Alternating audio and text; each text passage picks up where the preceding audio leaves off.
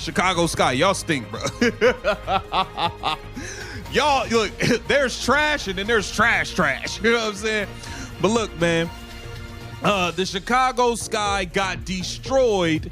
Forget the endorsements, the magazine covers, and the endless hype. Angel Reese just delivered a performance so catastrophic, it threatens to expose the ugly truth behind her carefully crafted brand. For months, the world has been sold the image of the WNBA's next great superstar, a tough, dominant force destined for greatness. But in a single game against the Minnesota Lynx, that illusion shattered. This wasn't just a bad night. It was a complete meltdown that put all of her deepest flaws on public display. We're talking about a statistical implosion so severe it can't be ignored. A performance that revealed a chaotic, turnover-prone player who looked completely lost on the court. And the scariest part, this wasn't an anomaly. It was the moment the mask finally slipped, revealing a pattern of destructive play that has been simmering just beneath the surface all season long. The Chicago Sky's matchup against the Minnesota Lynx was supposed to be just another game. Instead, it became a public autopsy of Angel Reese's on-court decision.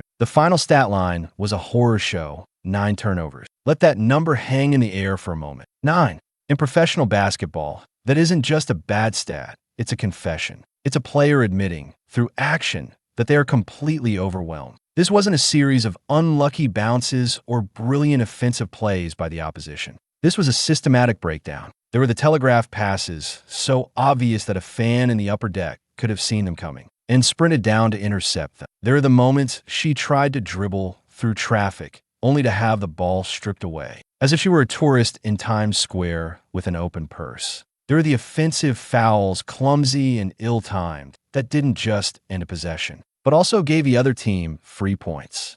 Each turnover wasn't just a lost opportunity. It was a dagger to her own team's morale, a gift-wrapped fast break for the Lynx. You could see the life drained from her teammates with each mistake. It was a statistical cry for help, the loudest and most undeniable evidence that the confident superstar persona crumbles under pressure, leaving behind a player lost in the chaos of her own making. To shield her from criticism, a convenient narrative has been spun by commentators and PR teams.